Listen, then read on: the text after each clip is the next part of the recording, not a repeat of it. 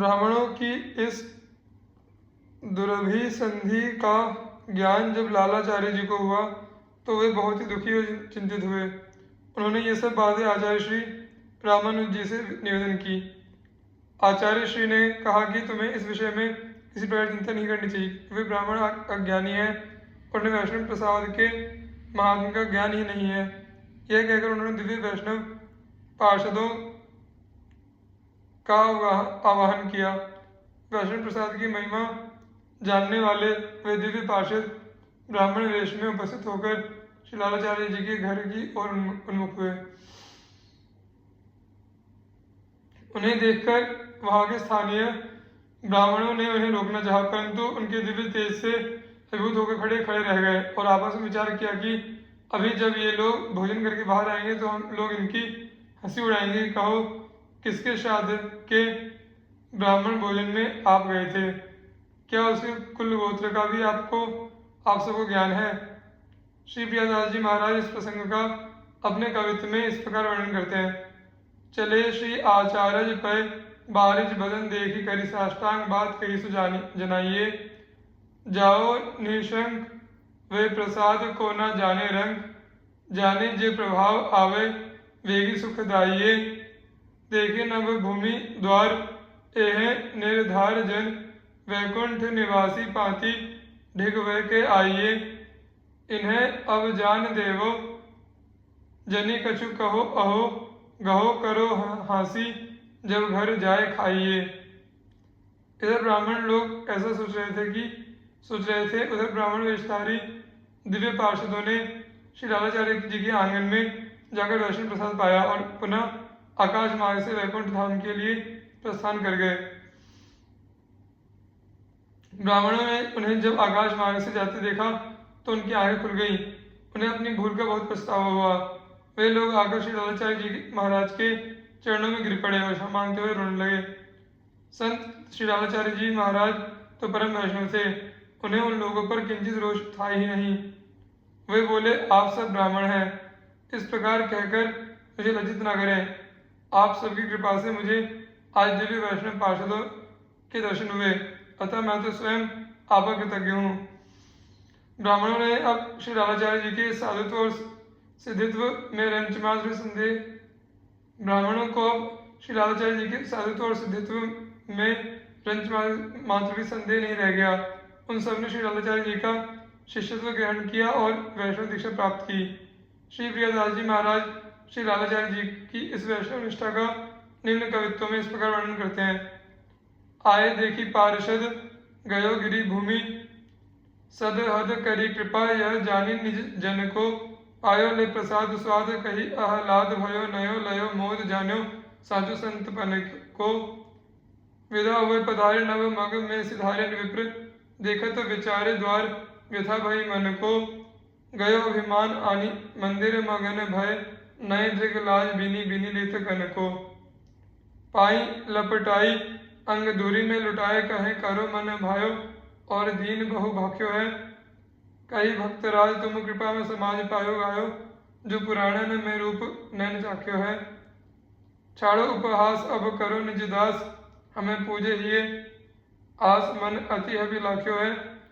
कि ये परिशंस मानो हंस ये परम को, ऐसे जस लाख भांति घर घर राख्यो है। श्री पाद पद्म जी।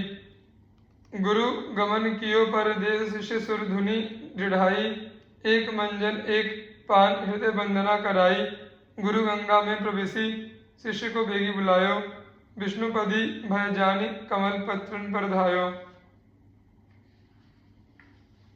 पाद पद्म तादिन प्रगट सब प्रसन्न मन परम रुचि, श्री मार्ग उपदेश कृत श्रवण सुनो आख्यान सुचि।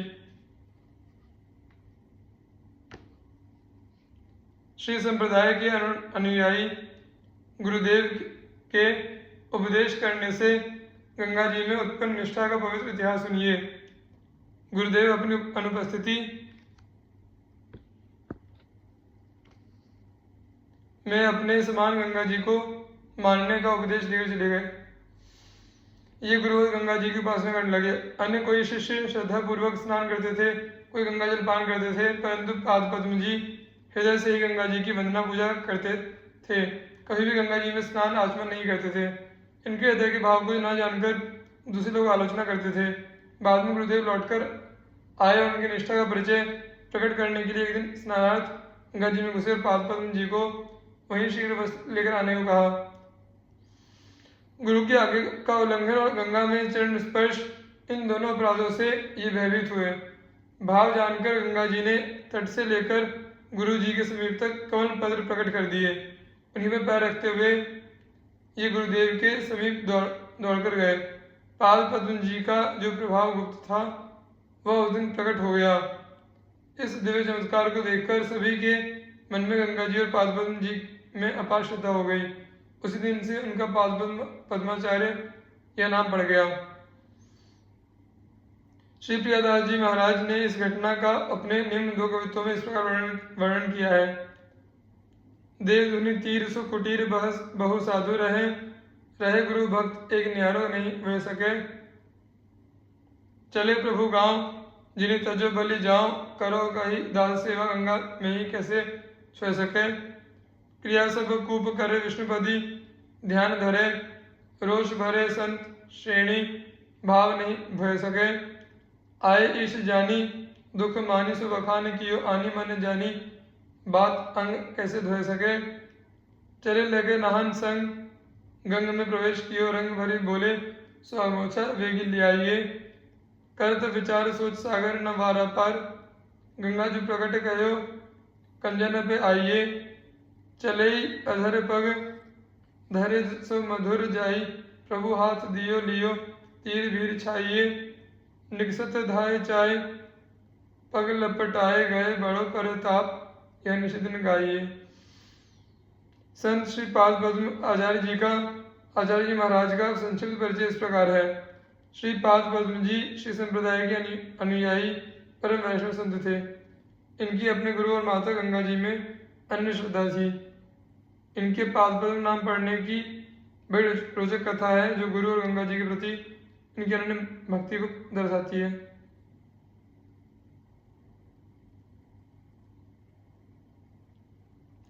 पाद पद्माचार्य जी अपने सदगुरुदेव को साक्षात परमात्मा मानकर उनके अत्यंत भक्तिभाव से पूजा सेवा किया करते थे। गुरु सेवा को छोड़कर अन्य कोई भी कार्य उनके लिए रुचिकर नहीं था। उन्हें अपने गुरु से एक क्षण भी विलग रहना स्वीकार नहीं था। एक बार किसी कार्यवश उनके गुरुदेव को अन्यत्र किसी दूसरे ग्राम में जाना था। पाद पद्माचार्य जी ने गुरुदेव से ले चलने की प्रार्थना की और कहा कि बिना आपके श्री चरणों के दर्शन के मेरा जीवन संभव नहीं होगा, अतः कृपा कर मुझे आप अपने से अलग न कीजिए। गुरुदेव ने कहा, वत्स मेरे आश्रम पर अनेक संत भक्त आते रहते हैं, उनकी सेवा करना मेरा धर्म है। यदि तुम भी मेरे साथ चलोगे तो आश्रम सुना हो जाएगा और यहाँ आने वाले साधु संतों को महान कष्ट होगा। अतः तुम्हें आश्रम में रहते हुए मेरे इस दायित्व की पूर्ति करनी चाहिए। बस गुरु की आज्ञा मानना गुरु की भौतिक सेवा से भी बड़ी बात है। अतः तुम्हें यही रुक कर मेरी आज्ञा पालन करना चाहिए। रही मेरी प्रतिभाव की बात, तो ये माता गंगा जी तो आश्रम के पास है ही। ये ब्रह्म द्रव रूपिणी साक्षात परमात्मा ही है। अतः तुम इन्हीं गुरु मानकर इनकी सेवा पूजा करना। मैं कुछ समय में वापस आ जाऊंगा।